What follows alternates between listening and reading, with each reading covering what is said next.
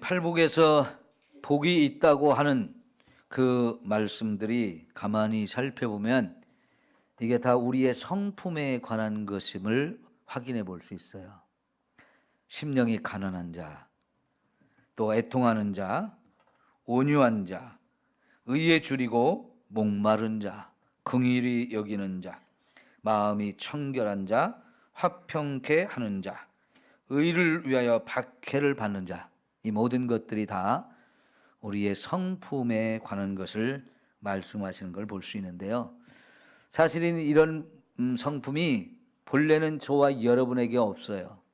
다 예수님이 이런 성품을 가진 것을 우리가 확인해 볼 수 있는데, 그래서 여기 말씀하는 거 하나하나를 예수님에게서 찾아보면 그 의미를 정확하게 우리가 알 수 있어요.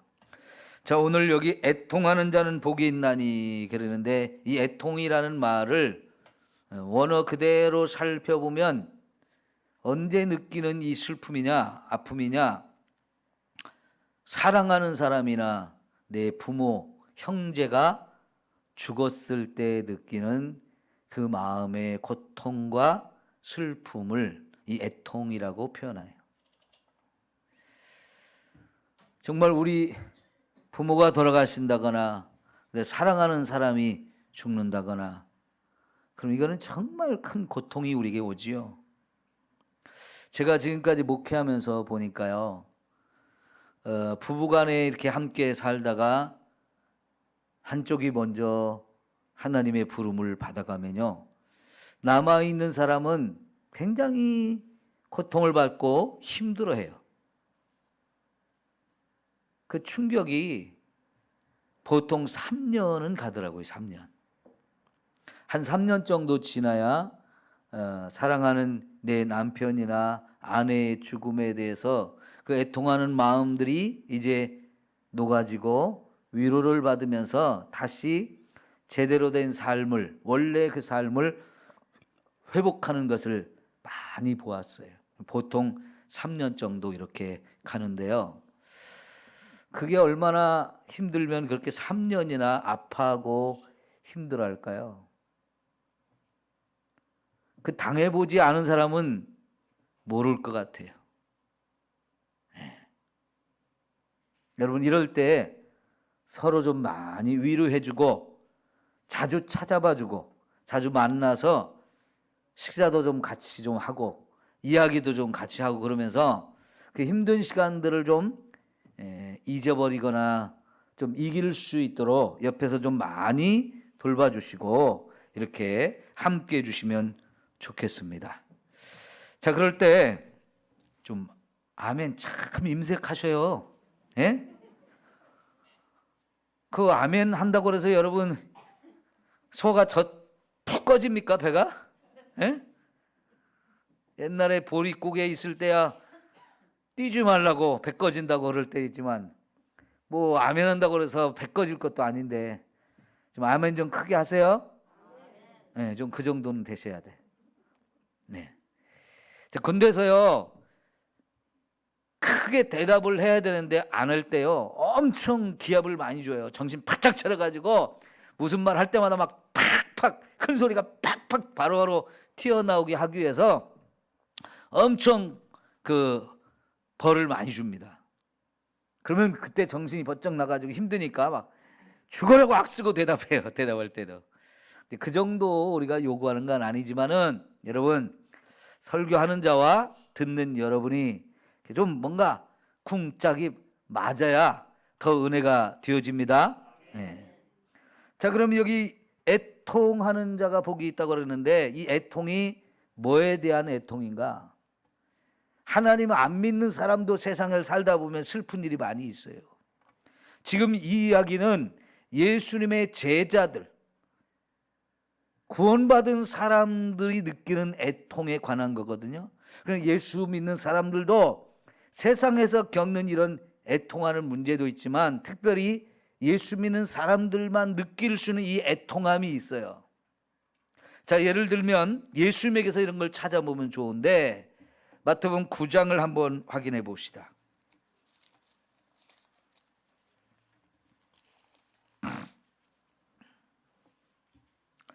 35절부터 볼게요. 마태복음 9장 35절. 예수께서 모든 도시와 마을에 두루 다니사 그들의 회당에서 가르치시며 천국 복음을 전파하시며 모든 병과 모든 약한 것을 고치시니라. 요거는 4장 23절에서 25절까지 말씀하고 똑같은 얘기예요. 예수님의 3대 사역. 그러니까 4장부터 요 9장까지 이런저런 얘기 말씀을 많이 하시고 나서 한 번 더 정리해 주고 있어요. 예수님께서 모든 도시와 마을에 두루두루 다니면서 첫째는 가르치셨고, 둘째는 전파하셨고, 셋째는 치유하시는 이 사역을 하셨다는 거죠. 자, 그런데요, 그럼에도 불구하고 무리를 보시고 어떻게 했다고요? 불쌍히 여겼다. 왜 불쌍히 여기셨어요? 이는 그들이 목자 없는 양과 같이 고생하며 기진함이라 그랬어요. 여러분, 예수님이 두루두루 사람들을 찾아다니면서 가르치고 전파하고 질병을 치유하는 일들을 하면서 예수님이 느낀 것이 뭐냐면 이 세상에 있는 사람들이 너무 불쌍히 보인다는 거예요. 너무너무 불쌍하다는 거예요. 여기 불쌍히 여긴다는 말의 의미가 뭐냐면 창자가 끊어지는 듯한 고통을 느낀다는 거예요. 창자가 끊어지는 듯한 고통을 예수님이 사람들을 볼 때 느끼셨어요. 왜? 이 사람들이 목자 없는 양같이 그들을 인도해 주거나 그들을 이렇게 돌봐주는 사람이 없어서 막 고생하고 기진하는 그런 모습을 볼 때 너무너무 그들을 보면서 불쌍히 여기는 마음인데 그 마음이 무슨 마음이냐? 창자가 끊어지는 듯한 고통을 느낀다는 거예요. 여러분, 창자가 끊어진다는 이 고통, 이거를 한문으로 아주 짧게 표현하거든요. 이 창자가 끊어지는 고통, 이게 단장이에요. 단장. 여러분, 단장의 미아리국에 그런 얘기, 노래 가사가 있잖아요. 그죠? 노래 제목에 미아리 눈물고개. 왜 눈물을 흘리면서 그 미아리고개를 넘어갈까요? 사랑하는 내 남편을 공산주의자들이 잡아갔어요. 끌고 가요. 그러면 이번에 잡혀가면 내 남편이 살아서 돌아올 가능성이 별로 없어요. 그 울고불고 매달리면서 붙들으려고 하지만은 허락하지 않으니까 아내는 곤두박질 치고 땅에 쓰러져서 저 끌려가는 남편을 보면서 어찌할 줄 모르니까 그냥 막 이 장이 끊어지는 듯한 고통을 느끼면서 울부짖는 거예요. 그게 가사가 그런 의미예요. 예? 이게 단장이라는 말이거든요. 예수님이 그런 고통을 느끼고 있대요. 누구를 볼 때? 이 세상에 구원받지 못한 사람들을 볼 때 그렇다는 거예요. 여러분, 사실 예수 믿는 저와 여러분이 전도하다가 우리 전도를 받아들이지 않는 사람들, 오히려 전도하는 사람을 이상한 사람 취급하고 막 무시하고 자기들이 훨씬 더 잘난 척하면서 큰 소리 치고 하는 그런 사람 볼 때요, 진짜 이런 고통을 우리가 느껴야 돼요. 그래야 전도가 돼요. 에휴, 저 인간이 지 좋으라고 내가 하는 소리지 천국 가라고 하는 소리인데 저런 말 어떻게 함부로 할까 하면서 괜히 내 마음에 상처나 있고 나 전도 자신은 안 할 거야. 괜히 자존심 상하고, 이건 전도하는 마음이 아니거든요. 오히려 그럴 때마다 저 영혼이 너무 불쌍하다. 저 영혼이 어쩌면 저렇게 완악할까. 언제나 저 사람이 깨달아서 하나님께 돌아올까 하면서 정말 눈물이 나고 마음의 고통을 느끼는 게 이게 진짜 예수 믿는 사람들의 마음이어야 돼요. 근데 여기 예수님이 불쌍히 여긴다는 이 말이 구약 성경에도 있는데요. 창세기 6장을 한번 볼까요?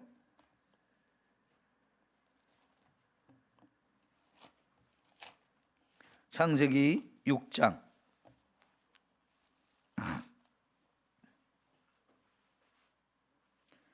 자, 5절부터 한번 볼게요. 5절부터 7절까지 창세기 6장 5절에서 7절. 여호와께서 사람의 죄악이 세상에 가득함과 그의 마음으로 생각하는 모든 계획이 항상 악할 뿐임을 보시고 땅 위에 사람 지으셨음을 어떻게 했다고요? 한탄하셨다. 이 한탄한다는 말과 예수님이 불쌍히 여긴다는 말이 사실은 똑같은 의미의 단어이거든요. 마음에 근심하시고 이르시되 내가 창조한 사람을 내가 지면에서 어떻게 한다고요? 쓸어버리되 사람으로부터 가축과 기는 것과 공중의 새까지 그리하리니 이는 내가 그것들을 지었음을 한탄함이라. 요 한탄하신다는 말씀이 예수님이 불쌍히 여긴다는 말하고 똑같은 건데요. 역시 창자가 끊어지는 듯한 고통을 예수님이 하나님이 느낀다는 거예요. 왜? 이 세상의 사람들이 하나님을 무시하고 자꾸 죄를 지어가지고 세상이 죄악으로 가득해요. 사람마다 마음으로부터 어려서부터 생각하는 것이 다 이렇게 악한 것을 볼 때마다 하나님의 마음이 찢어지는 거예요. 창자가 끊어지는 듯한 고통을 느끼는 거예요. 왜? 결국은 하나님의 공의가 이 죄인들을 향해서 심판을 하실 수밖에 없으니까요. 이제 죽음을 당해야 되는 그 사람들을 볼 때 하나님도 이게 정말 마음이 메어지는 거예요. 이게 바로 애통하는 마음이에요. 여러분 이해가 되세요? 애통하는 마음을 가진 자가, 애통하는 자가 복이 있다 할 때 그 애통이란 말이 바로 하나님이 세상의 죄인이 회개하지 않고 멸망의 길로 가는 것, 죽음의 길로 가는 걸 볼 때마다 느끼는 마음이시고요. 이 세상에 복음을 전해줄 사람이 없어서 자기가 죽음의 길로 가고 있는 줄도 모르고 지금 죽음 앞에 두렵게 이제 떨고 있는 이 영혼들을 볼 때에 예수님이 느끼는 감정이 불쌍히 여기는 마음인데 그게 바로 애통하는 마음인 거예요. 여러분 누가복음 15장에 보면 잃어버린 양 한 마리 비유가 나오거든요. 100마리 양을 키우던 이 목자가 한 마리 양을 잃었어요. 그랬을 때 그 양은 99마리 양을 두고 그 한 마리 잃어버린 양을 찾아서 돌아다니죠. 밤이 깊어갈수록 더 안타까운 마음으로 우리 양이 어디로 이렇게 갔을까? 지금 나를 잃어버리고 그가 홀로 이 어둠 속에서 얼마나 두려워 떨고 있을까? 아니면 낭떠러지에 떨어져 있는가? 아니면 가시덤불에 걸려서 나오지 못하고 있는가? 아니면 사나운 맹수에게 지금 사로잡혔는가? 하면서 막 애가 타가지고 돌아다니면서 찾는 그 마음, 그게 바로 예수님이 애통하는 마음이에요. 그 다음 이야기가 뭐예요? 그 한 마리 양을 찾았을 때 너무 좋아한다고 그랬죠. 그래서 온 동네 사람을 불러 모아가지고 잔치를 벌인다고 그랬어요. 그럼 여러분 가치로 따지면 양 한 마리 값이 귀하겠어요? 동네 사람 불러서 잔치 벌이는 그 값이 더 많이 들어가겠어요?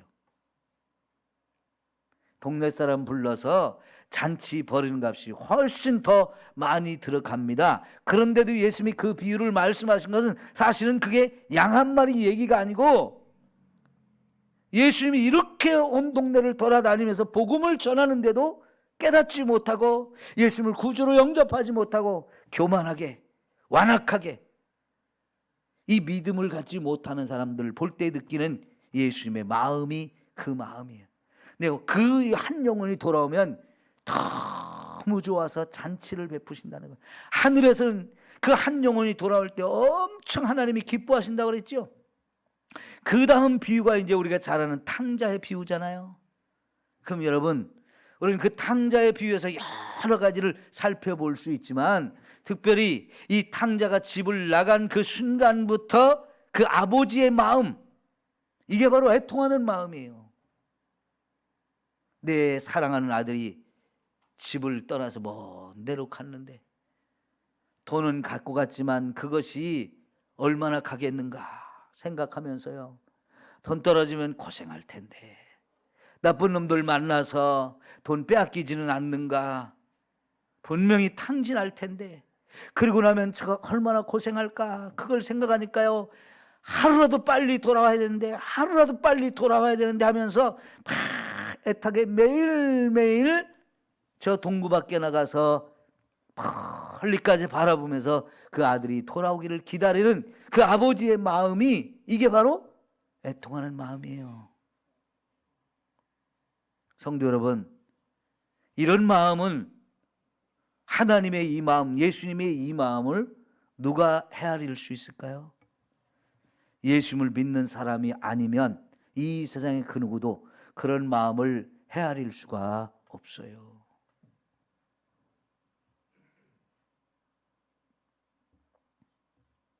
(6.25) 때 저희 아버지도 감옥에 갇혀가지고요, 우리 할머니가 그렇게 애를 쓰셨다고 하더라고요. 안 그러겠어요? 우리 아버지가 큰아들이거든요. 큰아들이 감옥에 갔는데 어머니가 잠을 제대로 자겠어요? 먹을 걸 제대로 먹겠어요?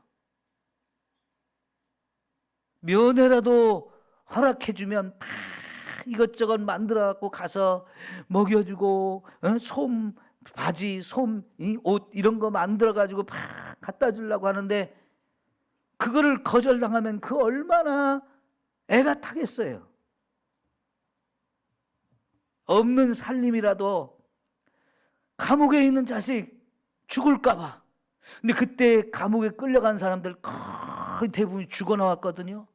그런 게 우리 아버지는 살아있으니까 그거 안 죽이려고 어머니가 얼마나 노력을 하겠어요, 할머니가. 에? 그래도 우리 할머니 덕분에 아버지가 살아서 나오셨더라고요. 여러분, 그런 부모의 심정을 누가 헤아릴 수 있겠어요? 예수 믿는 사람들은 이 하나님의 마음, 예수님의 마음을, 이 애통하는 이 마음을 가져야 합니다. 여러분, 여러분의 목사가 언제 마음이 제일 아프고 힘들 것 같습니까? 주일 예배를 드릴 때나 이렇게 예배를 드리면서 오늘은 누가 오셨고 누구는 안 오셨구나, 늘 이게 마음속에 다 체크가 되거든요. 그러면 오신 분에 대한 감사도 있지만 오지 않은 그 영혼에 대한 안타까움에 늘 마음이 아파요. 혹시 여러분이 우리 목사님이 나 때문에 힘들어하지는 않을까 이런 생각 해보신 적 있나요?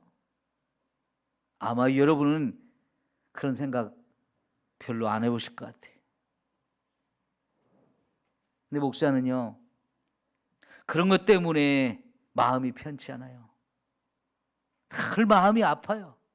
그래서 하나님 앞에 그 영혼들을 위해서 기도하다 보면 나도 모르게 고통이 느껴지고 눈물을 흘리게 돼요. 그래서 더 안타까운 마음으로 하나님 제발 그 집사님, 그 권사님 하면서 막 애통하는 마음으로 기도하게 돼요. 누군가 또 교회를 안 나오잖아요. 오랫동안 안 나오잖아요. 아니면 다른 교회 가겠다고 하잖아요. 그럴 때마다 정말 찢어지는 그 마음을 느끼는 거예요. 속으로 많이 우는 거예요.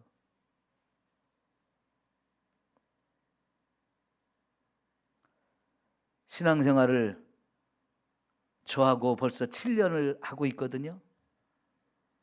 그런데 전혀 말씀을 못 깨닫는다, 여전히 어린아이 같은 신앙의 수준에서 조금도 자라지를 못하고 있다, 그런 모습 볼 때마다 막 내가 못해서 그런 건 아닌가? 내가 설교를 잘못해서 그런 건 아닌가? 내가 사랑이 부족해서 그런 건 아닌가? 자꾸 저를 자책하지요. 그러면서 마음이 아파가지고 하나님, 제가 잘못한 거 있으면 저를 용서하시고 그 집사님 아무개 제발 은혜 받고 신앙이 자라서 좀 신앙생활 재미있게 했으면 좋겠습니다. 또 하나님 앞에 눈물로 기도할 수밖에 없어요.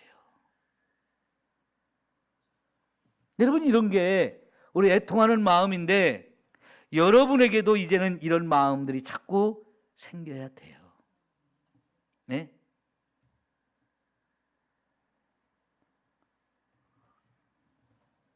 어디 어려운 교회 형편 들으면 또 마음이 아프고요. 힘들게 고생하면서 선교지에 나가서 사역하고는 선교사들 얘기를 들으면 또 마음이 아파요.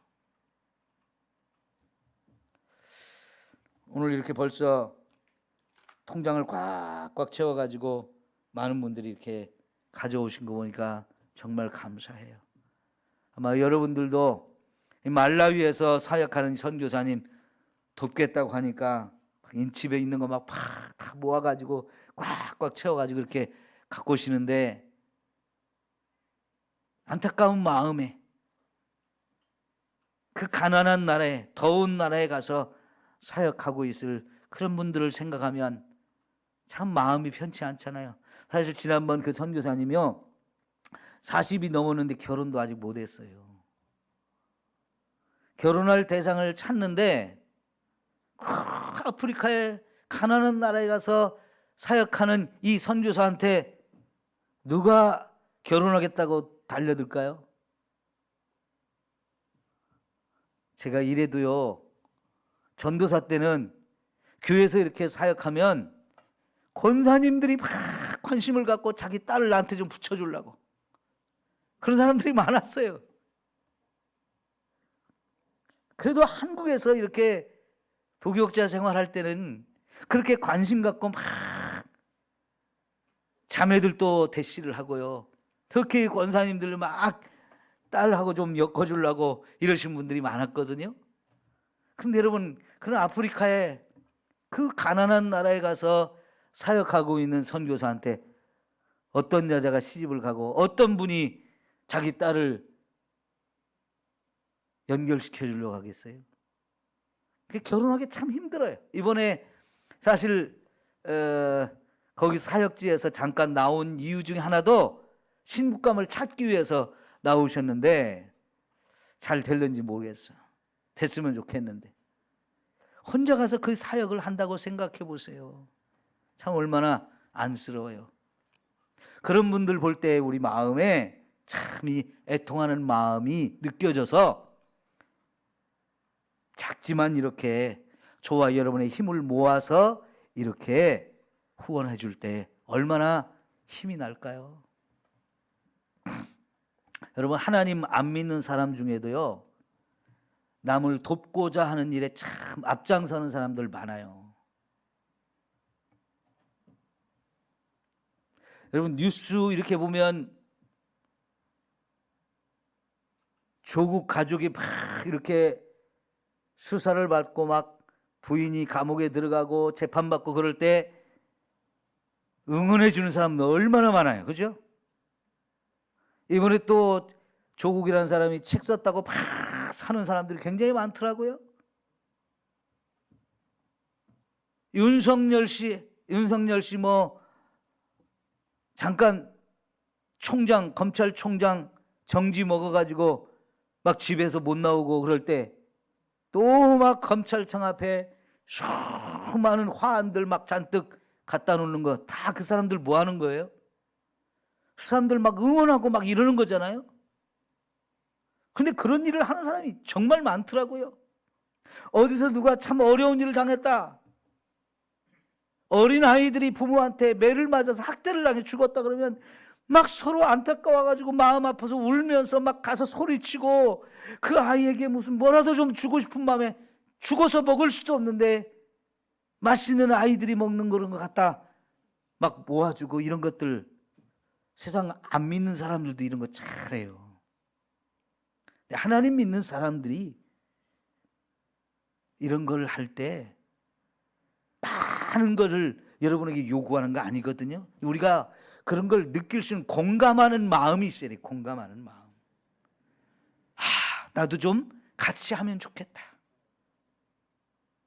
그 마음을, 그 힘든 것들을 생각하면서 만약 내가 그렇게 가 있다면 사람들이 나를 전혀 기도해 주지도 않고 후원해 주지도 않으면 이게 얼마나 힘들고 어려운 일이겠어요. 근데 그런 거를 내 마음으로 공감하면서 나라도 작은 거라도 좀 힘을 좀 보태야 되겠다는 이런 마음들이 우리 속에 있는 거, 이게 애통하는 마음이에요.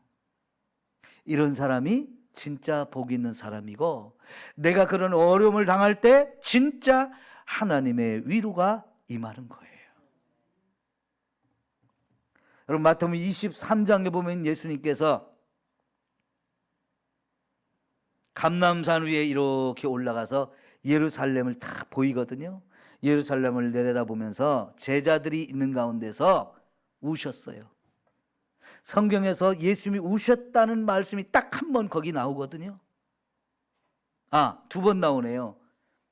나사로, 자기 친구 나사로가 죽었을 때도, 그때도 무덤에 가서 한 번 우셨거든요. 그런데 그 예수님이 예루살렘을 이렇게 내려다보면서 우셨는데, 예루살렘아 예루살렘아 하면서 네가 언제까지 암탉이 날개를 펴서 새끼를 이렇게 모음같이 내가 너희들을 품으려고 그렇게 했는데 언제까지 너희들이 나를 배척하면서 이렇게 믿음을 갖지 못하느냐 하면서 그들에게 임할 멸망을 생각하시면서 예수님이 우셨어요. 그리고 24장에 가면 이제 이 예루살렘에 임할 무서운 심판, 무서운 진노, 그래서 성전에 벽돌 위에 벽돌 하나도 남지 않을 만큼 완벽하게 파괴되면서 성전이 그만큼 파괴되면 거기 살고 있는 사람들은 정말 끔찍한 죽음을 당할 것을 주님이 생각하면서요 우셨어요. 왜 그런 끔찍한 일을 당하겠어요? 결국은 예수님을 믿지 않다가 십자가에 못 박는 일에 그들이 앞장섰기 때문에 십자가에 못 박으시오 소리치면서 이렇게 막 함께 부안해동하면서 그렇게 하다가 결국은 정말 끔찍한 죽음을 당했어요. 여러분, 유대인의 예수님 당시에 역사를 쓴 그런 사람이 있거든요. 유대인으로서 당시 자기 나라의 역사를 쓴 유세비우스라는 사람이 있는데요. 이 사람이 그 당시에 예루살렘이 멸망할 때 상황을 기록한 내용을 보면 너무너무 끔찍한 일이 너무나 많았어요. 말로 다 표현할 수 없을 만큼 어떻게 그 예루살렘이라는 성에 이렇게 끔찍하고 저주스럽고 참혹한 이런 일들이 벌어졌는지 말로 다 설명할 수 없을 만큼 엄청나게 참으로 끔찍하고 비참한 일들이 많았어요.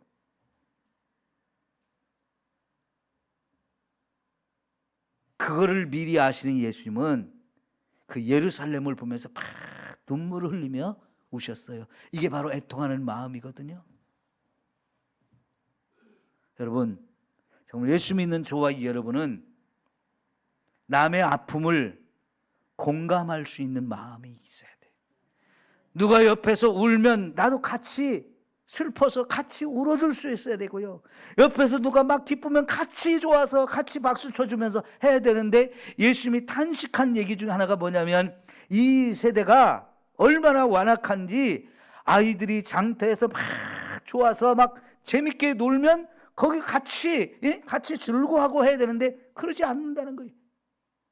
피리를 불면서 막 춤을 추면 같이 좋아서 기뻐야 되는데 그런 게 없다는 거예요. 조상집에서 막 사람이 죽어서 슬퍼하고 애통하고 있는데 그걸 공감하지 못해서 그 슬픔을 같이 나누지 못하는 그것이 지금 세상의 완악함이라고 말하고 있어요. 여러분, 우리가 세상을 보면서 애통하는 마음을 갖는 게 너무너무 중요해요. 이게 주님이 예수 믿는 저와 여러분이 가져야 될 마음이라는 거예요.